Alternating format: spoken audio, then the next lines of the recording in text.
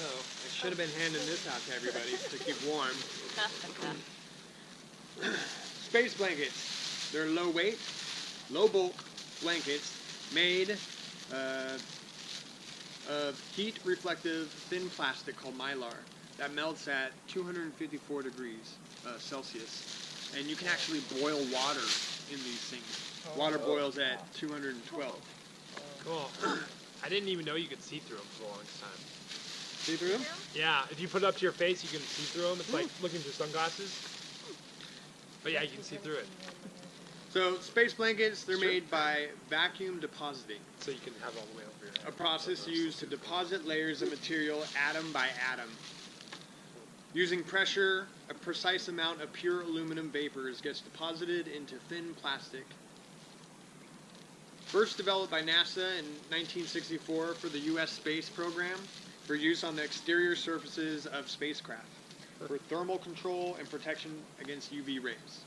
So really a space. It is a space blanket. Hence. This should be in your first aid, your survival kits, and your vehicles. They are waterproof, windproof, efficient at retaining heat, and in hot environments they provide shelter. I'm going to show you some other great uses of having space blanket handy. Can I have my... Assistant, please.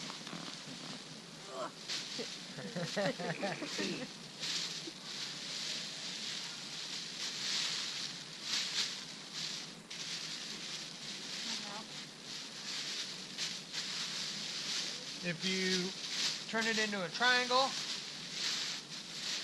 it makes a great sling.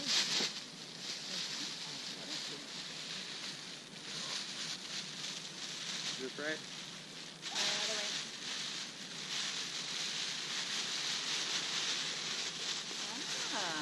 Nice. Super stylish. Oh, nice. Tie it up. And warm at the and same stays time. warm, too. Yeah, great.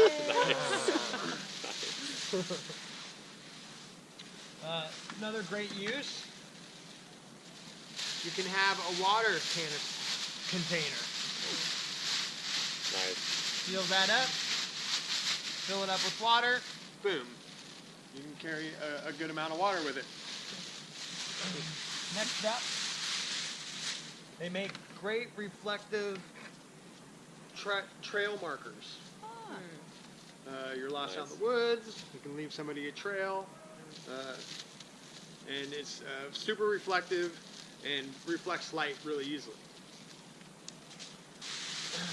Next up is, Oh, this one's cool. A rain catcher. I'm not going to spend the time to demonstrate it, but you would dig a hole and then be able to line this into your hole. and then when it rains, it will collect a pool of fresh water for you. There's a similar trick using plastic. If you dig a hole, put some kind of receptacle on the bottom of it, put a plastic layer over it, and then weight it in the middle, it'll collect condensation and then drip that into your container. If it doesn't rain. But it's, by Oh yeah, from the sun. By cutting strips, as I did earlier, you go through and you twist it up, and then you go ahead and make 3 of those. You can make rope out of it. oh wow. That's really durable and really strong. as I'll show you, with this massive 15-pound You can't. weight. That was one of the things. Hey. Hey. You can also use nettles to make rope. Huh. By Cool. the way. Metal cording. Yeah. Along with that, Of course, it makes a great blanket. It retains heat.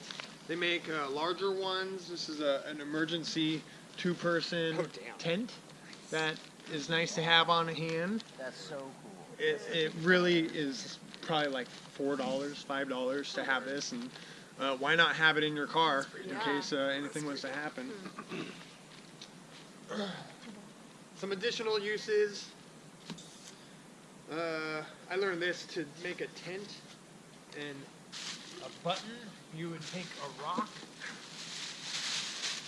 You take a rock, put it in the corner, so you have something to grab onto, and then you put a rope around that, and that's how you can hang it up to make yourself a tent with a blanket. Oh, nice. Nice. Other uses include an extra layer in sleeping bags. You can melt snow into a container. Having it open, reflect heat. Can make a handy belt. If you need a belt, you need a belt.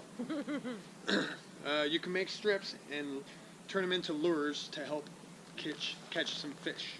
Nice. I didn't know this. You can use it as aluminum foil to heat food around a campfire. Cool.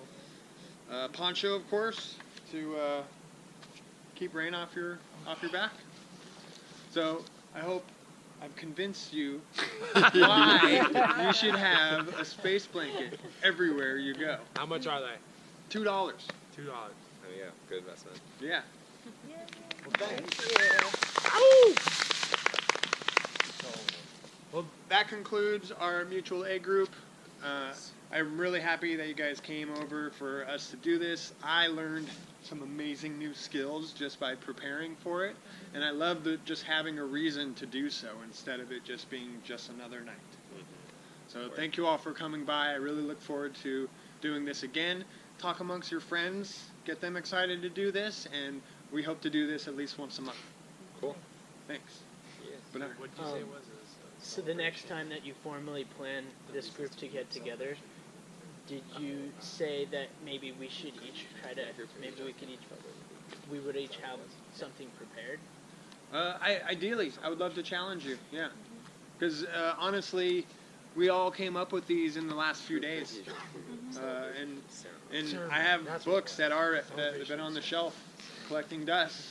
And man, I saw like how to make a bow out of PVC pipe. Yeah. Sweet. I saw how to make a pretty solar gangster. oven with cardboard and Yeah. Tinfoil. yeah. So Yeah.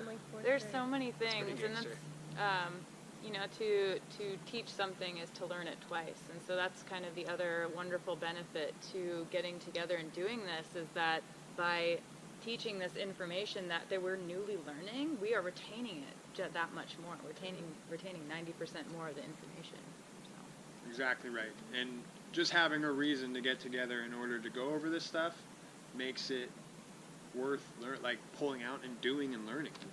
I've been sitting on those space blankets for like 2 years now, so now I know a bunch of ways to use it when I need to. Great. Thanks, guys.